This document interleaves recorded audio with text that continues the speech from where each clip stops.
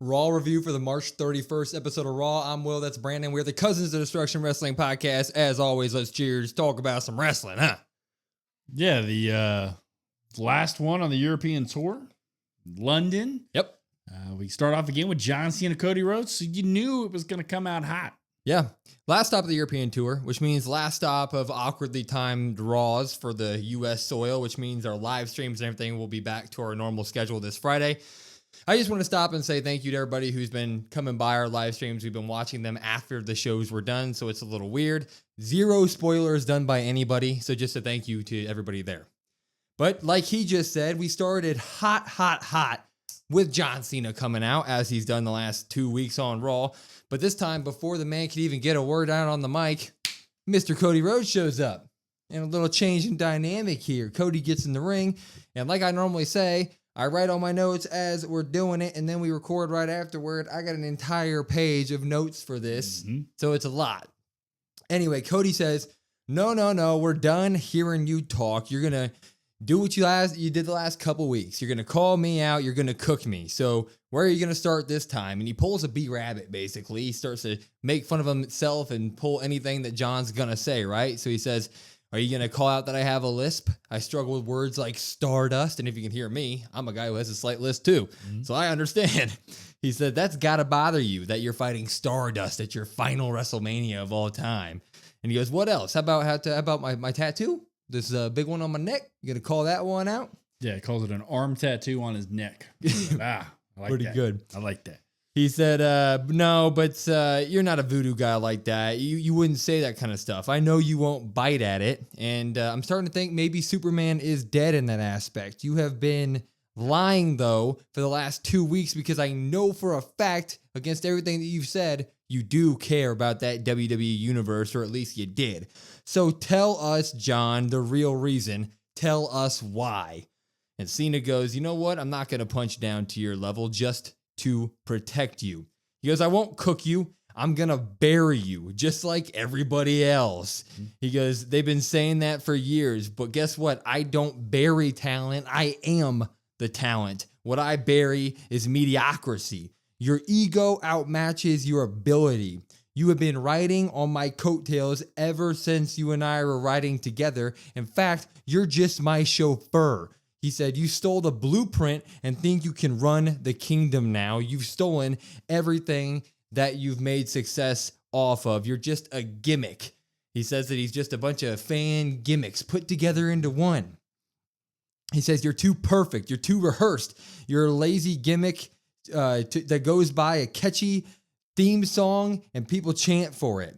And that's why they love you. He said, I'd body you before your first breath if you didn't have any of that. You don't look like me, yet you like, Jesus, I can't talk. Basically said you're a generic version of everything that you've stolen. So you've taken a bunch of stuff together, put them all in a pot, and that's what you are. You showed me that you are mediocrity, waiting for someone nice or waiting to trick everybody else, and now they sing. Your tattoo exposes you. You're just a common fan like all of them. You have to buy a toy belt when I win the championship just to be like them and be their champion. And Cody says, maybe you are right. Maybe I was chosen. But guess what? They chose me, unlike you, who was chosen by a corporate man that isn't even in this company anymore. Oh, he mentioned Vince. Crazy. He goes, if anyone is a company creation, it's you, John. It's not me. I'm not scared of you. I know that you have, this is a weird line he said. I know you have more dick in the promo than you do in those jean shorts. That's what he said, not me. It's Cody Rhodes' line right there. No? No comment? I don't know. You know, you created me. You created fans who made it easy for me to walk out and create a new company. Between you and me, which one of us sold the soul to The Rock? And he goes, John, just by the way, you are still my hero, but you're also a piece of shit. And I was like, I think that's pretty much the sentiment of the crowd at this point. And John says, I have worked 100 times harder than you. I've never been protected. It's been a challenge to come out and speak to me, and no one has ever been worthy to do it. I have never left. I find a way to make it great. You had to leave the company because you were nothing.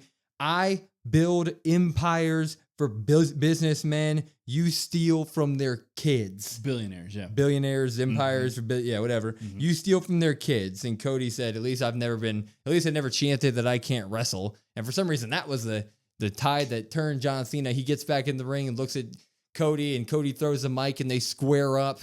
Bada bing, bada boom. John Cena goes for a clothesline. Cody reverses it. Crossroads. John Cena lays there dying while Cody Rhodes does his little gun point at the WrestleMania sign. He holds up the championship belt. That's what he did after the Rumble. That's the Elite. Yeah. Bucks, Kenny Omega. Yeah, and he does all of it and points to the WrestleMania sign. But that was pretty much it. We finally got what we wanted here. John Cena and Cody Rhodes went back and forth, tearing each other apart. It was absolutely incredible. And then it ends with Cody Rhodes standing tall as he gives John Cena a good old crossroads. This was fantastic. Like, absolutely fantastic. I didn't do it justice. Go watch it, Pop. Yeah, definitely didn't do it justice. It was really good. Yeah. I mean, it's probably about a half hour, Yeah. so it is a little bit lengthier. Really good stuff. Cody even talks about at one point, I got booed in the company that I created at one point. Like, just some really good stuff.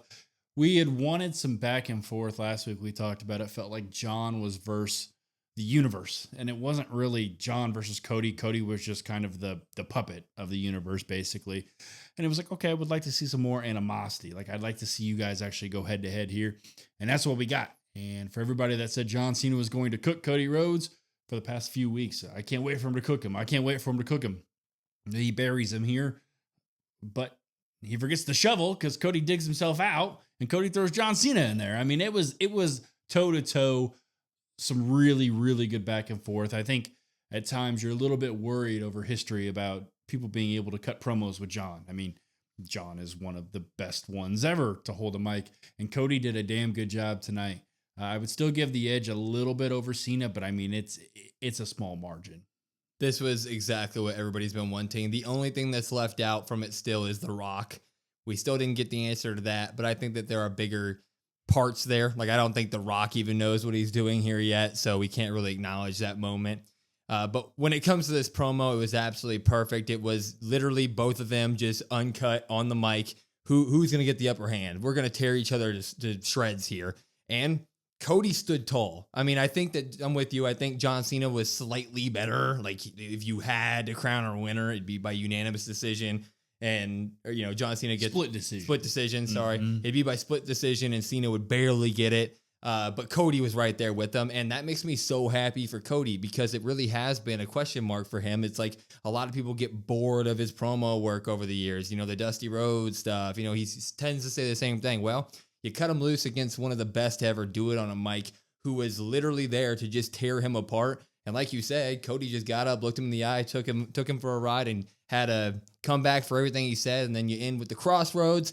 Hopefully that's not all we get. John Cena is not scheduled to be on any more Raws, so that would really suck because we do have like 3 weeks till WrestleMania, and I don't know if that was quite enough, but this is everything I wanted. Can't complain. Yeah, and I'm going to go out on a limb and say this wasn't obviously scripted line for line.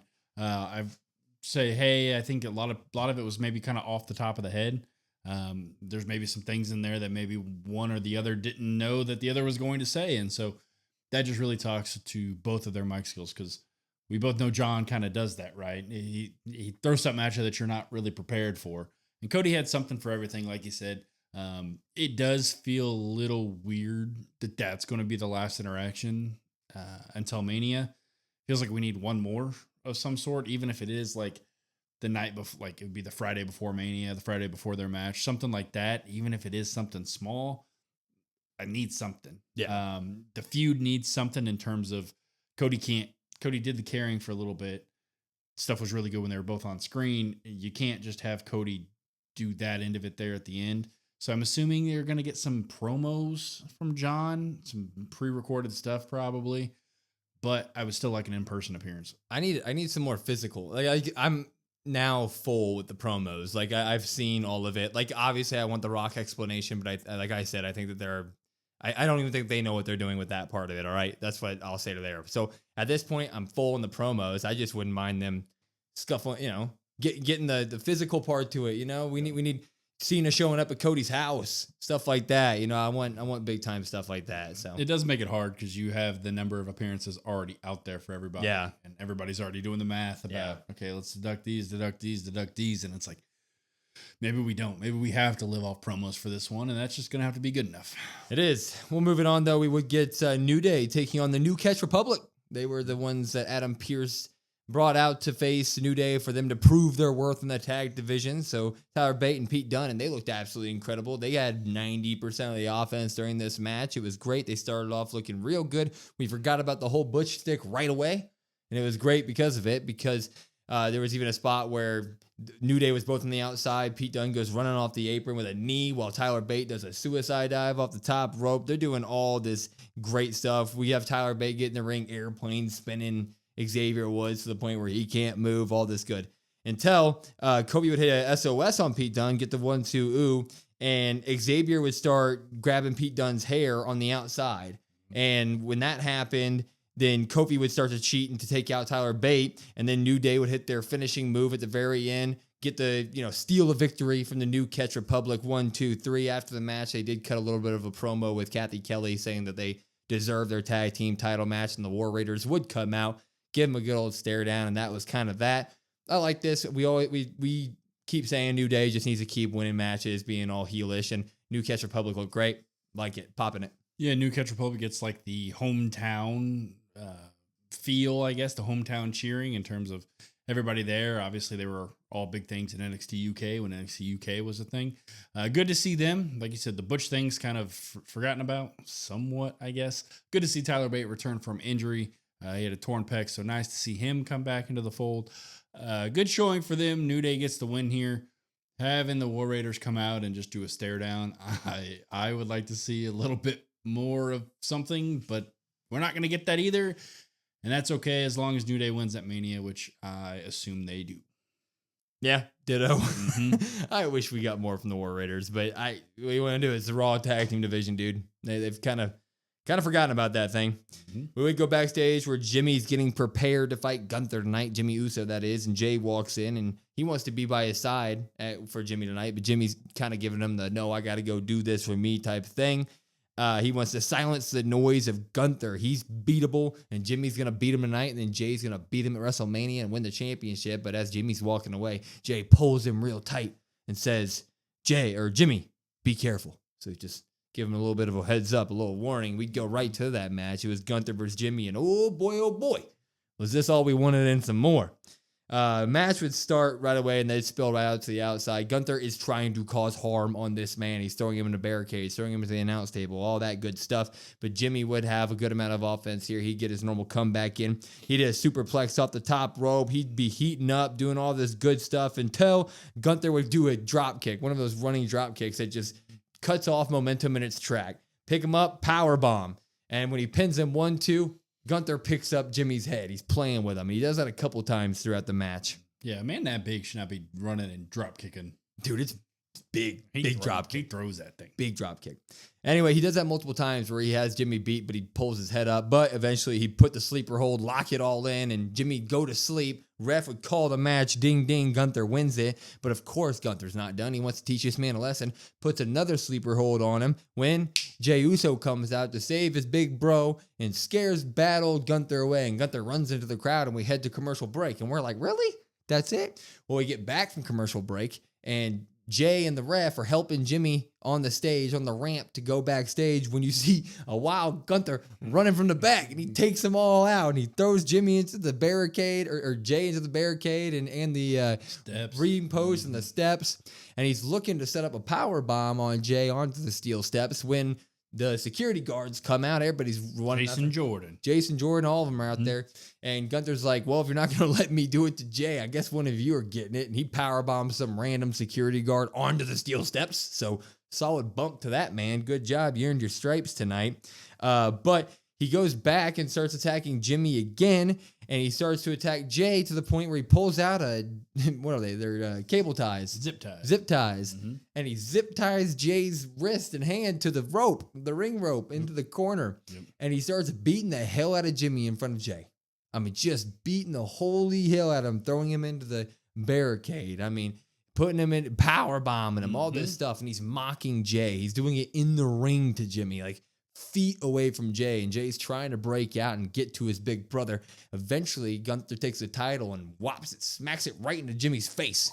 And Jimmy rolls out of the ring for a little bit for, Gunther to show up, mock some more, and Jimmy crawls back into the ring, and he is drenched in blood. He's got the crimson mask and everything. Yeah, and then some. And bad. He might have cut a little too deep.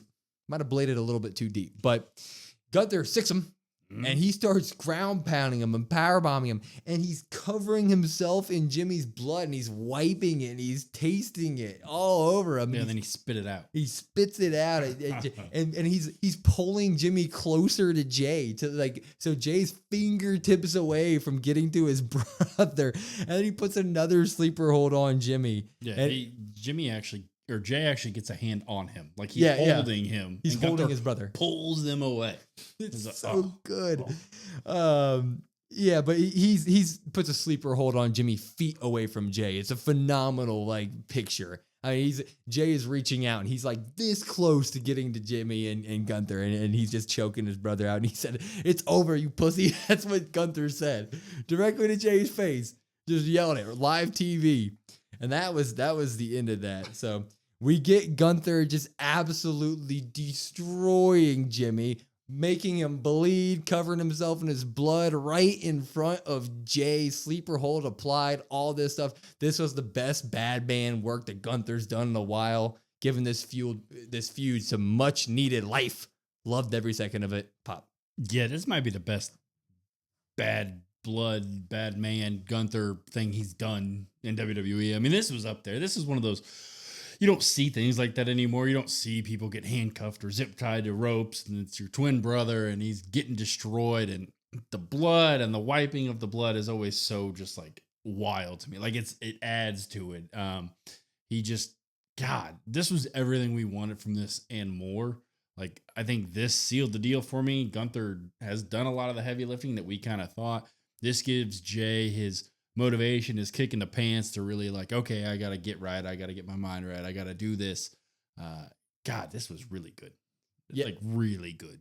This was exactly what you needed in order for, I think, fans kind of like me to be like, okay, yeah, Jay needs to win this thing now. Like Gunther has now done something that's so awful and so terrible where it's like, okay, the good guy needs to overcome this and get, revenge for his baby brother and stuff like that. That just needs to happen. It's so good. This is exactly what you needed in terms of giving Jay something other than just the everybody's doubting me thing. Now you have real reasoning behind his want to finally get over the hump and beat Gunther once and for all. It's the perfect good guy, bad guy story with a terrible bad guy that's now more evil than you could have ever thought. It's classic good wrestling, man. What more do you need to say? Yeah, and then over the next couple weeks, I think there's 2 Raws. I want to say it's 19 days, so I think 2 Raws. Yeah. Anyway, math's probably wrong, but I think two Raws. You get Jay coming out next week. Jay kind of destroying Gunther. I would like Jay to kind of stand tall once, maybe, just kind of like how he did before. Kind of show that fight, and then you have one more face-off until that, and you go to Mania. I mean, this made the feud so much better. This gave it actual reasoning behind it. Yeah. Like, it wasn't just like, oh, I'm the Royal Rumble winner and I want that. Like, now there's actual reason to be like, okay, now I'm invested. Exactly. I think he should make Jay bleed too on the road. Have Jay get all bloodied up. Yeah, maybe the one before. Yeah. Anyway, we'd have Finn and Dom. They're happy backstage because obviously they all kind of beat the hell out of everybody last week. They kind of, saw eye to eye for the first time in months, right? So they're backstage and they're happy. And they said, we always make up, is what Finn says. And he said he wants gold, and that starts tonight because him and Dom are going to defeat Penta and Braun Breaker in a tag team match. And then Finn kind of throws some shade at Raquel for losing her IC title match. But he says, soon I'll bring the IC championship home for us, so don't worry, Raquel. And Liv pulls Raquel to the side afterward and starts talking about how they need to focus on Bayley and Lyra. So there's that happening in the background. We're so happy you about. You get a little bit of alluding to later. Yeah. In the promo you loved. There's more later. Mm-hmm. Braun and Penta versus Dom and Finn, though, would be up next, and immediately Judgment Day was cheating to try to get advantage. They gave Penta all the entrance time. Braun Breaker didn't even get an entrance. Yeah, Braun didn't get an entrance, but Penta's entrance is so cool that I can't blame him. I mean, portable Penta, would you say? Portable Penta Pyro. Yeah, that's what we need. Anyway, they're cheating, but they cheated to get the advantage, but they never really got the advantage for most of this match. Braun and Penta were being Braun and Penta, and honestly, it's great to see because Finn and Dom are Finn and Dom in terms of selling. And so it's a match made in heaven. These guys are doing some of the greatest stuff ever. But we would have Braun eventually come into the ring and just start suplexing absolutely everybody. He even suplexed Finn and Dom at the same time. And he honestly had enough strength, or if he wanted to, he probably could have walked around with them in a standing suplex position. But he just dropped them early because they were kind of going for that. Braun Breaker's ridiculous. Like that's really just that. Braun would put Finn on his shoulders, and then Penta would head up to the top rope and do a top rope sling blade. Yeah. To Finn off his shoulders. I was like, okay, well, these two just need to be a tag team. I mean, screw it. They're incredible. Eventually, though, Carlito was there because it is the Judgment Day, and he would distract the ref. And during that time, Dom would stop Penta from doing a Mexican Destroyer onto Finn, which puts Dom on the ropes with Penta in between him and Finn, and Braun's coming for a spear. Finn sees it last second, moves. Braun spears the hell out of Penta, which is bad for Penta and the team, obviously. Dom would take out Braun. He'd get him out of the ring somehow. I don't know. I don't remember. I think he kicked him out or Finn something. Throws him out, and then Dom does that like drop kick. Yeah, like the baseball drop kick through the ropes. Coup de grace to Penta. 1, 2, 3. Finn and Dom do get the win here, which is real nice to see. I love seeing Dirty Dom on top. This match was great. I mean, it's 4 of the top guys on Raw. They put on a show. Pop. Yeah, we give Judgment Day a win here, which is kind of much needed to a floundering Judgment Day. I feel like I've said that many a times. And then Braun and Penta, you get the little bit of back and forth there. And later on, Braun, and Penta are backstage, and Penta calls him stupid, and Braun tells him he needs to watch his mouth. Yep. So we're obviously going to get that. And then you got the Judgment Day later on. Finn, I'm sure you probably have it in your notes, but I'll just add it here. Says that he's excited that he is going to go challenge for the IC title. He's excited. He got the win. Yep. He, not we, as Liv Morgan later on points out. So Dirty Dom's got to stand up for himself. This is a really good way to build this Fatal 4-Way. Like you said, Dom and Finn are fantastic. You have Penta, who is the high flyer. You got the strong guy and Braun. I mean, this was good. Yeah, but this was kind of all we got for the night for Liv Morgan.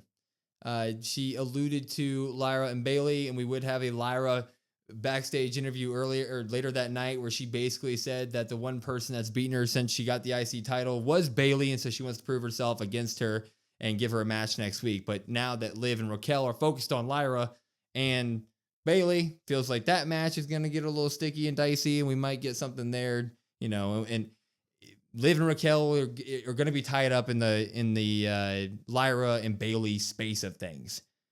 My reaction to all this. Oh, and you also have Maxine Dupree. We'll get there. Yeah. Oh, well, okay. Yeah, it all ties in. No, yeah, that's fine. So yeah, all this considered. So we have Liv and Raquel want revenge on Lyra and Bailey, and then backstage interview happens, and Adam Pearce is talking to Chad Gable, who is gonna have a match wants to have a match in his hometown next week, but he's sick, so El Grande Americana will be there. But Maxine comes up to Adam Pearce and says that her and Natalia want to become a tag team too. So we got 3 potential tag teams going here.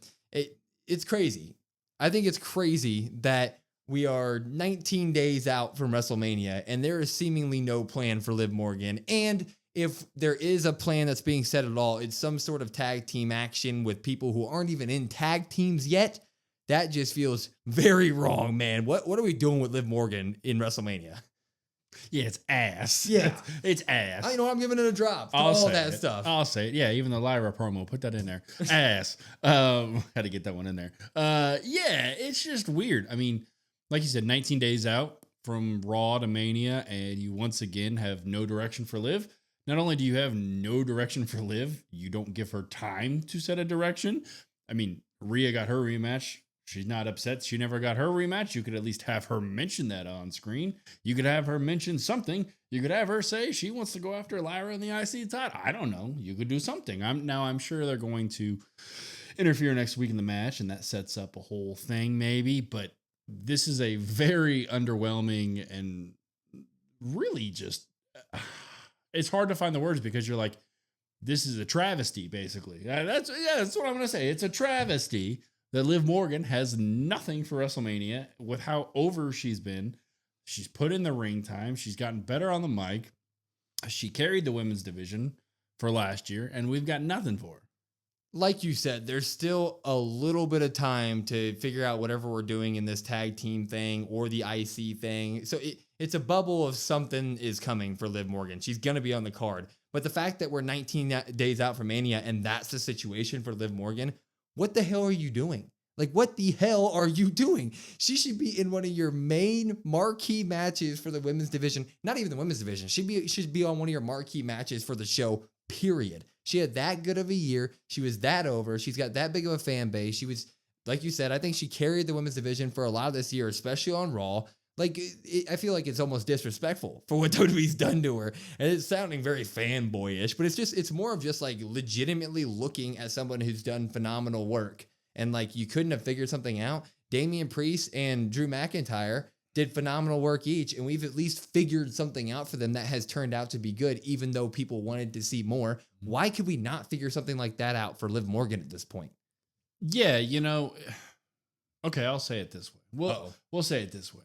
You go into work, right? And you go into work every day. And you work hard and you outperform everybody else. Yes, you do. You got the War Raiders sitting over at their desk. They don't do anything. Yep. 8 hours a day, 40 hours a week. They don't do nothing. Well, they got a bigger raise than you got. Meanwhile, you're the one that makes the whole team run. Well, yeah, but Think about that. kinda. Kind of how? Who's the War Raiders for the women's division then? Well, I'm saying the War Raiders have a story. You Oh. at least know, hey, New Day, War Raiders, Fair. Mania. Fair. Liv Morgan, I got nothing. War Raiders haven't been doing anything. And I know more of their plans than I know about Liv Morgan. Yeah, that is wild. God. That's bad. The product's been so good, but I can't believe what they've done with her. Let's move it on. Which sucks that this is next. AJ Styles. He walks out. And this Raw was good. And we popped everything. The only drops we have are the live stuff. So it's been a good Raw. But AJ Styles comes out here and he said, Logan Paul wants to call me out. And I'm tired of waiting because it's been multiple weeks. So how about you get your ass out here now? When Logan Paul does come out and he gets boos because Logan Paul is not very loved in this here WWE. And he goes, Or the world. yeah, or the world. And he says, none of you are on my level I am a global phenomenon. I'm loved by all. I'm good looking. I'm rich. You're all on my time. So if I'm going to make you wait, you're going to sit there and you're going to wait. And he said, AJ, I forgive you though for what you did to me at Madison Square Garden, but don't worry. I do not forget. So do not do it again. And AJ says, you know what? I forgive you too for being the biggest douchebag in WWE. Woo, got him. Yeah. Got him, AJ. He says, you brag about everything and no one cares. What are you willing to sacrifice? Talent only gets you so far, so what are you going to do with it? And Logan said, I'd ask you, but I would never want to be you. And AJ says, don't write a check you can't cash. And Paul says, is that a threat? And AJ says, we are on Raw. I am ready to fight. So yeah, it's a threat. And Logan basically says, I'm done. I don't fight for free. You guys don't deserve my money or time, so I'm out. But then he points to the Mania sign and says, yeah, but we can maybe work something out in the future. So he points to the sign, and then he actually does attack. But AJ gets the best of him here for most of it until he tries to get back into the ring while he's attacking Paul, and Paul lifts the rope. He racks, hits him right in the nuts with the rope, AJ Styles, and then he hits the pulverizer, which is a really, really cool finishing move. He won't be able to do it to many people, but it's a very cool move when the right guy's taking it. But that was about it. Now I'll just say it. The AJ Styles Logan Paul feud is not working for me. We haven't seen much of it, but I just feel like they have basically no chemistry on the mic with each other because this promo is not very good. The in-ring stuff is going to be great. I'm going to wait for it. It's going to be fantastic. AJ Styles put on a classic with Shane McMahon. He's going to be able to do it with Logan Paul, but as of right now, I'm out on this AJ Styles Logan Paul feud. Drop. Yeah, your recap was probably more entertaining than this. I'll take that. This was all jumbled. Yeah. The crowd chants as well also kind of threw off the rhythm of it. Not saying we shouldn't have a live crowd, but you could tell they were not prepared. Yeah. And they didn't know how to play off the crowd, I think. God, yeah. It was very awkward, very weird. You were a supporter of this originally. You were like, I want this to happen. Yeah. I was like, okay. I mean, Logan Paul's away from a title, so like, yeah, sure. That's kind of a meaningless match in a sense. So from that aspect, it's fine. I think everything else about this is terrible. I mean, the in-ring is going to be really good. It has the chance to steal the show at WrestleMania. Like, that's how good the match is going to be. It's going to be phenomenal. No pun intended. Like how I did that? I didn't even mean to do that. But the build-up's ass. I don't know what's worse than ass. It's that. I mean, this is awful. I mean, AJ's never really been too great on the mic. Like, he's been passable. I wouldn't sit here and say he's been amazing. Logan Paul can be with the right people. Like you said, there's just no chemistry. There's no real, like, animosity. It's just like, well, you're a douchebag. You cost me at the Royal Rumble, so I want to fight about it. It's like, oh, okay. They're 100% going through the motions on this one. Like you said, AJ's never really been that fantastic on a mic, and I feel like a feud with Logan Paul has to be carried on the mic because he's not going to be doing much in-ring stuff other than the match. So when you walk in there and you don't really have much to say, the crowd's being extra loud and they're cutting into your guys' sentences because they just are, they're basically inserting themselves into this promo, which is great to see. But you got two guys in there who aren't really good at working with that. Logan Paul just kind of goes, "You're all broke, you're all broke, you're all broke," which I guess is passable for a heel to do. But AJ could never really capitalize on it.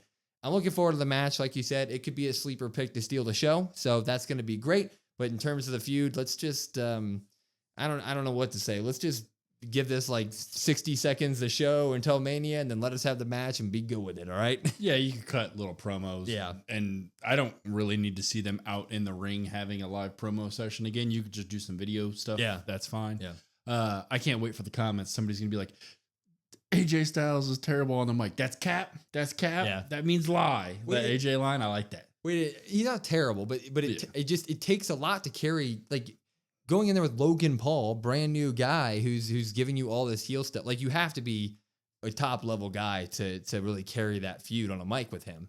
And AJ Styles isn't that. He won't carry you on the promo. You know, everybody. AJ is known for phenomenal matches. I mean, he could get in a ring with me and somehow we'd have a 3-star match. I don't even know how to wrestle. Anyway, we'll go to our main event. It is Rhea versus Io Sky for the World Heavyweight Championship. But Bianca Belair is your special guest referee. Dun, dun, dun. What's going to happen here? And Bianca, we'd start the match off with Rhea and Io both trading.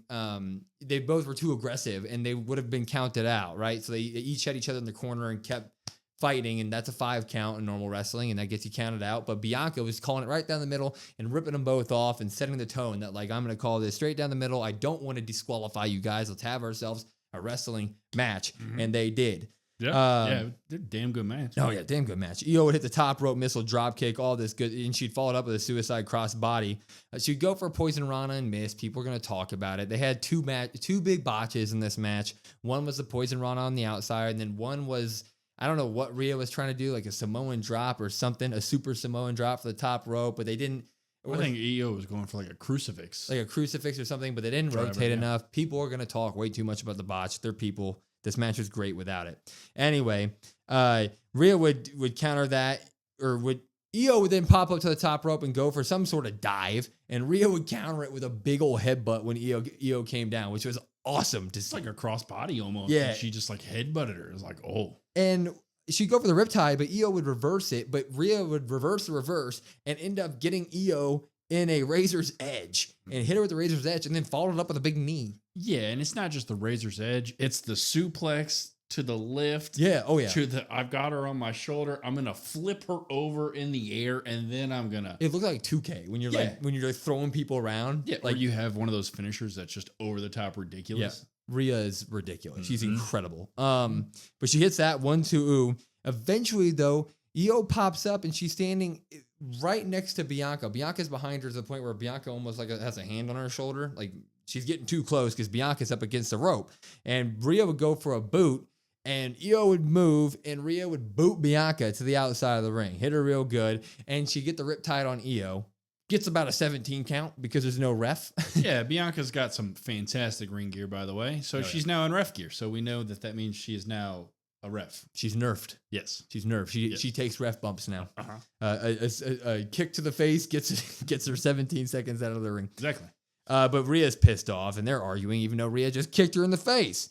And during that, Uh, Eventually Bianca gets back in the ring and does count, but Io kicks out at 2 because it has been 60 seconds, right? Bianca would start to break up Rhea with, Rhea and Io were both once again wrapped up on the rope. And so she's counting the 5 and Bianca pulls Rhea off of her, but that ends up making Rhea pissed off because she's like, why are you stopping me from killing Io? And she smacks Bianca now. So now she's crossed an even further line. That should be a DQ. Bianca, come on, read the ref book. But when that's happening, Io goes for a missile drop kick while that's happening. Rhea moves. She missile drop kicks Bianca. So now Io's laid her hands on the referee at this point. And when that happens, Bianca, being the wrestler she is and the person that she wants. She switched back to a wrestler at this point because the bump after the missile drop kick is not very long. No, she pops right back up. So she switches back to being a wrestler, but doesn't want the match. She's done with it. She's like, I didn't sign up for bumps tonight. Call the match. Ding, ding. It's a draw, which means Io gets the champion's advantage, keeps the belt. And that pisses Rhea off a lot. She attacks Bianca, and then on the outside fighting, and then out of nowhere, Io does an apron moonsault, takes out both of them. We get back to the ring, all hell's breaking loose. Rhea eventually riptides Bianca, and then she riptides Io, and then as she's leaving the ring, she's like, screw this, goes back into the ring, picks up Bianca, takes her to the top rope, super riptides Bianca Belair, and then she stands tall with the championship. So this was something. I don't know how this works with the story, but Rhea and Io ends in a draw. Bianca calls the match off because she was getting kicked in the face by everybody. Rhea demolishes everybody in the ring afterward. Riptides everywhere, holds the belt up high, but she doesn't have a match at Mania yet because she's not champion. And that was her rematch. So where in the world do we go with this? Yeah, we go in the sense of, Bianca called a draw, and that's the referee, and she shouldn't have called a draw, even though, realistically, she probably should have DQ'd Rhea, but she didn't. She called a draw. So Rhea's probably going to complain about that. I had Io pinned. As somebody had mentioned, the interview with Rhea after Raw, she says, I don't know where Bianca was when I had Io pinned for 15 seconds, and it's like, well, you kicked her in the face. So that doesn't make any sense, but that is what they're going with here. Yeah. So no ref there. Rhea could have won, should have won is going to be her logic. Bianca's going to say like, well, they both took me out. I just want both of them. And Io's going to say like, well, I never technically lost. And that's how you get your triple threat. Now, does that make a whole lot of sense? Did this really excite me anymore? No, this did not. I'm going to drop this. I'm specifically going to drop it for the aftermath. I kind of like everybody standing tall at a certain point, and Rhea Ripley has just continuously stood tall. There's a triple threat, obviously, that we know is going to happen, but she did just destroy both of them rather easily. I mean, just riptide, super riptide.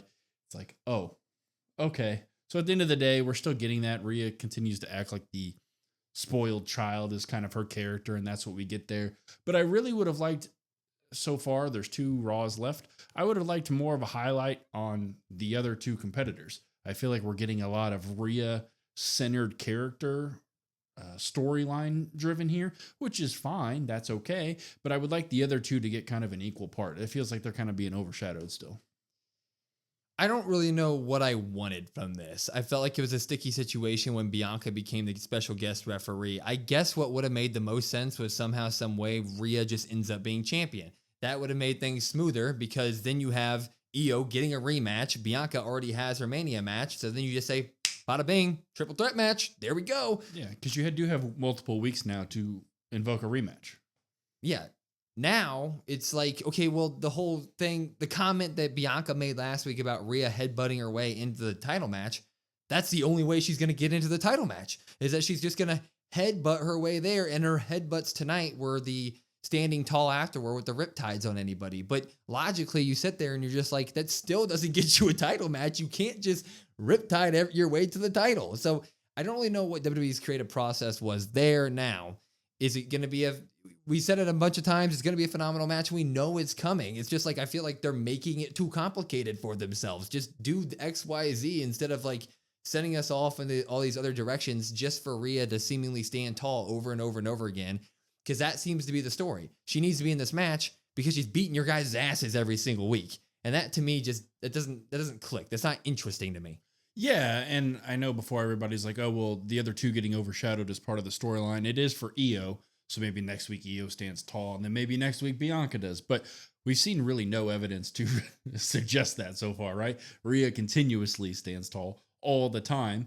For somebody that is a overwhelming face because of the crowd. I mean, you heard it tonight. She's an overwhelming face. She does a lot of heel stuff. And you're like, well, that doesn't fit. That doesn't fit. Like the crowd still cheers you. And it's like, she does all these heel tactics, but yet she still gets cheered. They're in a weird spot with her. And I know we'll get the character development stuff after she loses, hopefully. But like right now, it's just like there's nothing. And it's all portrayed or taken as Rhea hate, and that's not what it is. It's just story basis here. Because now that you had Rhea, this match end in a draw, now it feels like again she's just gonna get a rematch for the title out of almost thin air. It's like that's the stereotype that everybody's put on her, is that she just gets these rematches and rematches and rematches. She could have just won tonight. And we would have had her in the championship match. It would have been like, you did it. Even if it was because of shenanigans from Bianca being guest referee, right? You still won it. You were placed in the match. That was the stakes, and you won it. Boom. Now you're in the title match. But now you take that away from her, and it's like, why in the world in 2 weeks is she going to earn another championship match? Like, that just doesn't make any sense. And when you say that, it's like, that's just Rhea hate. That's just Rhea hate. It's like, no, that's story hate. That's hate on the story. That's a dumb way to be doing this for any character, whether it be freaking Rhea Ripley, John Cena, or whoever else. That's just not an interesting way to get them there. Yeah, and they kind of put themselves in a corner, like you said. Rhea has never beaten Io, and she still has it. So, like, that's still there, but it's like, they're just in such a sticky spot. They really kind of, I feel like, overbooked this, even making it a triple threat. I would say it's just overcomplicated all of it. And what you do is you get the Rhea fatigue. It's not the hate, but it's just like, okay, she's going to stand tall every single week. So it's almost as if, why should you even try to enjoy the matches or the feuds if you know what's going to happen? There's no sense of doubt that creeps in. There's no sense of like, oh, well, maybe this person gets the upper hand. And even if they do get the upper hand, what happens? Well, she just gets a rematch the next time. So it's just like, okay, cool. Yeah, it's just boring storytelling. Mm-hmm. That's really all it is. Yep. Anyway, we gave this Raw 8 pops to 6 drops, and I feel like that's what it was. The first half was just great stuff. Second half really, really kind of had a downer there. The Rhea Io match was phenomenal, the match itself. Yeah. But the story beats that it took just didn't hit us right. Yeah, it's a really good match, but when you have something as important as the main event for the women for WrestleMania, I know Tiffany Charlotte as well, co-women main events. When you have something that important to kind of cloud that, really kind of takes the oomph out of it. Completely agree. Anyway, thank you all once again for stopping into our live streams. I know it's been hard with the European tour, but you guys made it absolutely fantastic. Thank you for all the dirty donuts, all that good stuff, because it's all of our podcast, everything that we do is because of you guys. So thank you. And follow us on all of our socials at COD WrestlePod, COD WrestlePod. Listen to us wherever you get your podcasts at YouTube, Spotify, Apple, etc. We got a link tree in our bio. Go click it. It's got everything there. Follow all of our socials, like, follow, and subscribe. I'm Will. That's Brandon. We're the Cousins of Destruction Wrestling Podcast, and we will see you next time.